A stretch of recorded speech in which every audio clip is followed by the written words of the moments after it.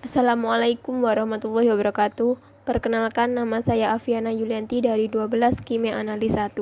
Di sini saya akan menjelaskan mengenai cara pembuatan unsur transisi, yaitu unsur besi. Kemudian saya akan menjelaskan mengenai sejarah pembuatan besi. Pada tahun 1900 sebelum Masehi, logam Fe diperkirakan ditemukan, namun tidak pasti dan belum diketahui penemunya.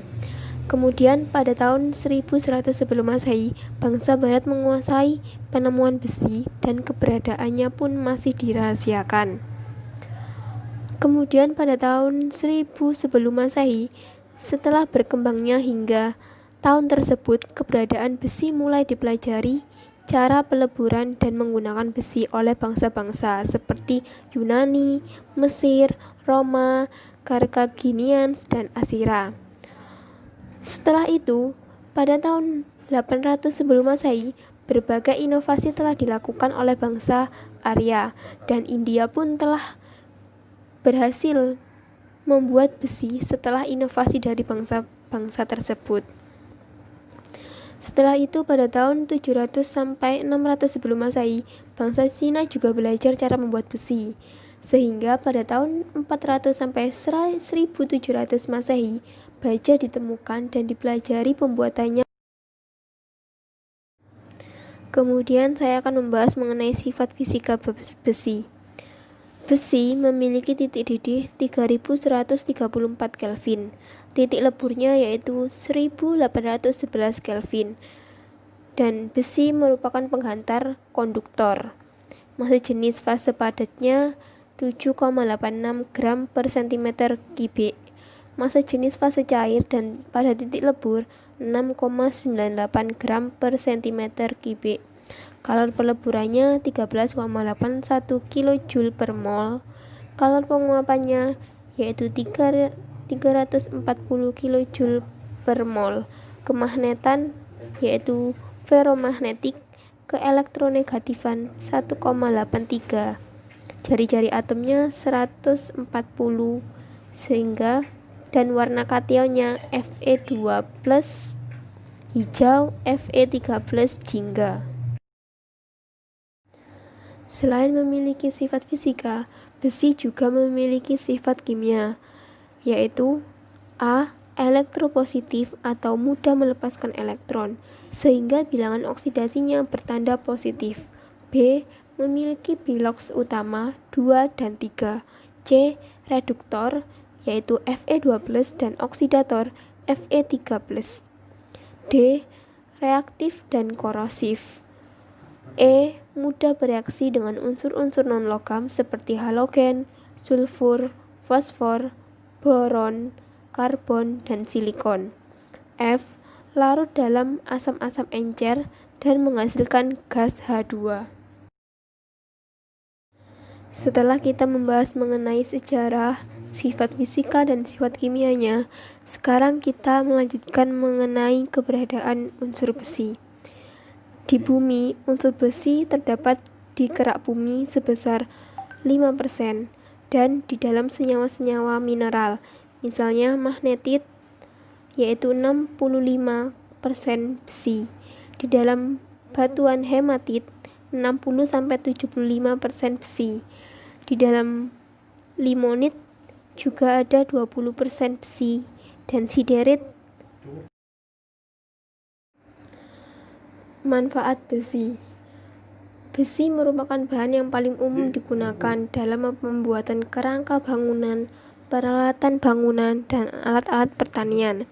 Yang kedua, besi juga digunakan sebagai bahan campuran cat dan tinta. Yang ketiga, sebagai pengkilap kaca. Selain memiliki manfaat, besi juga memiliki dampak negatif. Yang pertama yaitu kontaminasi dengan besi secara berlebihan dapat menyebabkan keracunan. Yang kedua, kontaminasi dengan besi berkarat dapat membahayakan tubuh, salah satunya terkena tetanus. Selain itu, juga ada gangguan teknis, yaitu endapan Fe bersifat korosif terhadap pipa dan akan mengendap pada saluran pipa, sehingga mengakibatkan buntuan, dan efek-efek yang dapat merugikan seperti mengotori bak yang terbuat dari seng, mengotori wastafel dan kloset. Yang kedua juga ada gangguan fisiknya. Gangguan fisik yang ditimbulkan oleh adanya besi terlarut dalam air adalah timbulnya warna bau, rasa. Air akan terasa tidak enak bila konsentrasi besi terlarutnya lebih dari 1,0 mg per liter. Yang ketiga, gangguan kesehatan. Senyawa besi dalam jumlah kecil di dalam tubuh manusia berfungsi sebagai pembentuk sel-sel darah merah, di mana tubuh memerlukan 7-35 mg per hari yang sebagian diperoleh dari air. Nah, sekarang kita akan membahas mengenai pengolahan besi. Besi termasuk logam transisi yang sangat luas penggunaannya di industri. Keberadaannya di alam dalam bentuk senyawanya, sehingga untuk memperoleh kedua logam tersebut diperlukan proses ekstraksi. Besi diekstraksi dari biji besi yang mengandung senyawa besi, seperti hematit, limonit, magnetit, dan siderit. Proses ekstraksi dilakukan dalam tungku yang disebut tanur tiup dengan metode reduksi. Tahapan ekstraksi Fe dari biji besi. Biji besi, batu kapur, dan kokas dimasukkan dari bagian atas tanur. Kemudian udara panas ditiupkan ke bagian bawah tungku agar kokas bereaksi dengan OZ membentuk CO2. Gas CO2 yang terbentuk selanjutnya akan bergerak ke atas dari lebih lanjut dengan kokas untuk membentuk CO. Reaksi ini bersifat endotermik, sehingga terjadi sedikit penurunan suhu proses. Produk reaksi yakni gas CO2 kemudian bergerak naik dan mulai mereduksi senyawa-senyawa besi pada biji besi.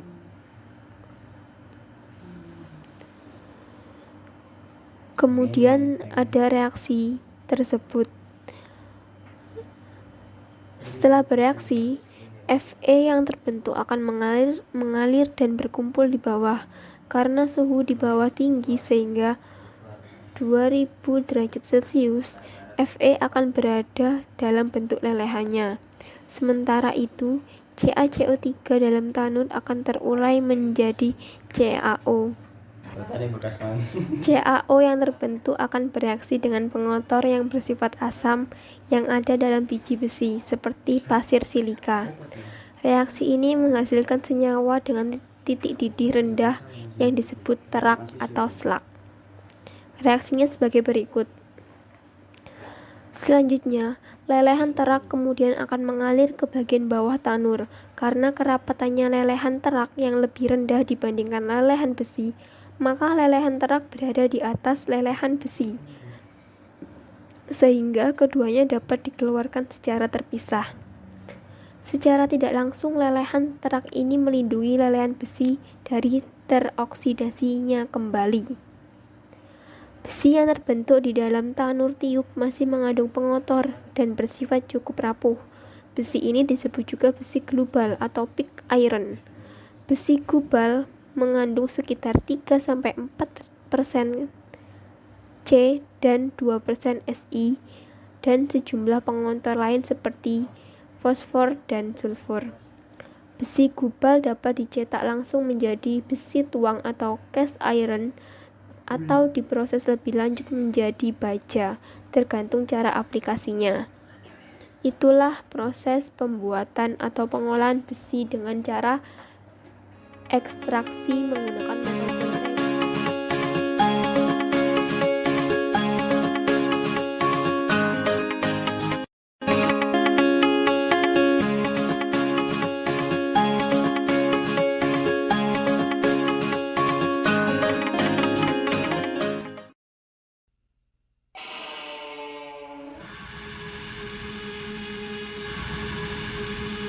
Few fireworks displays are more spectacular than the drama that is steelmaking. The story of hot metal and cold steel is fascinating from start to finish, especially when seen through the experienced eyes of United States Steel. For our company, the story begins with a blast. As rock explodes and the raw materials of steel are tossed from the earth. The rock is taconite, and the prize inside is crude iron ore. We get at it by grinding the rock to powder and separating the ore with powerful magnets. Then we form and heat the ore into marble-sized pellets that will later be converted to iron. From bituminous coal, we create coke to fuel the iron-making furnaces. We crush the coal, seal it in airtight ovens, bake for 12 to 16 hours, and remove it from the oven as solid carbon fuel. The fuel and pellets come together in the blast furnace, where we add just enough limestone to remove impurities.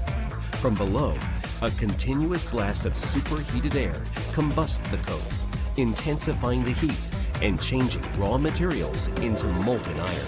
Sometimes more than 9,000 tons of it a day in our largest blast furnace, where it reaches a temperature of 2,700 degrees Fahrenheit. At regular intervals, we tap this blistering brew into giant submarine ladles that ride on rails to the basic oxygen shop, where iron will be turned into steel. In this fast-paced sequence, up to 250 tons of steel can be made to order in less than 45 minutes. We begin the steel-making process by dumping recycled steel scrap into the basic oxygen furnace and adding hot iron. Sparks steal the show when high-purity oxygen is blown into the mix at supersonic speeds and molten iron becomes molten steel. Now we're ready to create the custom blends that make steel the most widely used metal on the planet. In fact, we produce over 1,500 different chemistries to meet customer demand for cutting-edge, value-added steel. Look for another show of sparks as we tap molten steel from the BOP vessel into a ladle. Then, for most of our steels, it's on to the vacuum degasser, where they are made highly formable. The focus then shifts to forming and finishing, which determine even more of the steel's characteristics. The first step in this sequence is to position the ladle above a massive tundish or funnel that feeds a continuous caster containing molds that shape the steel. The molten steel, now at 3,000 degrees Fahrenheit, is channeled from ladle to tundish to caster, where it cools to a red-hot solid. The shape of the mold determines the shape of the semi-finished products that come out of the caster. And since most U.S. steel plants make sheet products, most of our casters output slabs, typically 8 to 9 inches thick and 3 to 5 feet wide. As they exit the caster, slabs are cut into sections up to 40 feet long and stacked to await further processing. Then it's on to the hot strip mill.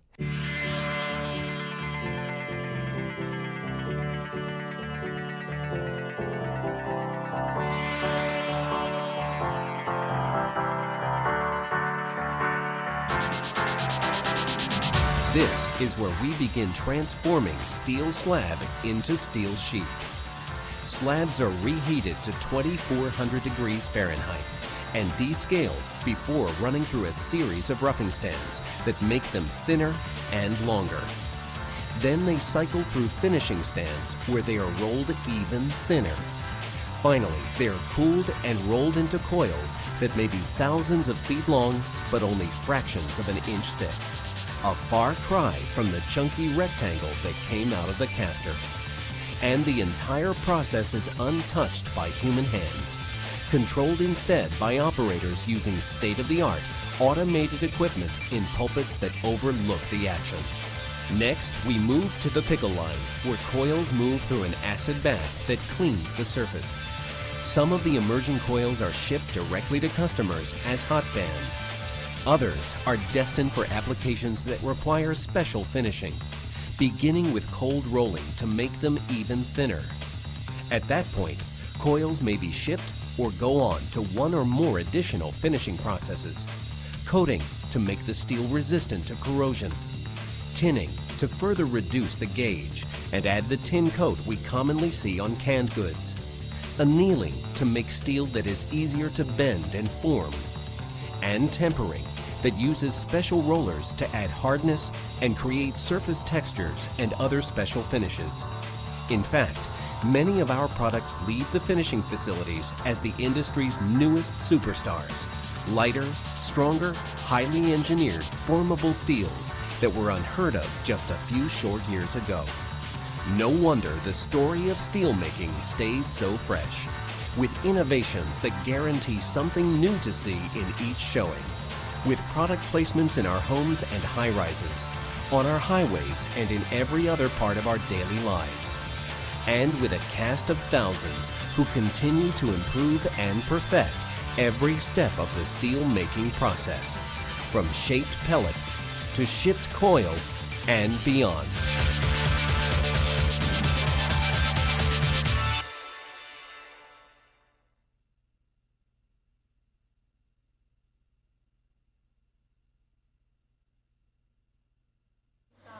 Itulah cara pengolahan dan pembuatan besi dengan ekstraksi menggunakan metode reduksi. Apabila ada kata-kata saya yang kurang berkenan, mohon dimaafkan dan mohon maklum, ini adalah proses pembelajaran. Terima kasih. Wassalamualaikum warahmatullahi wabarakatuh.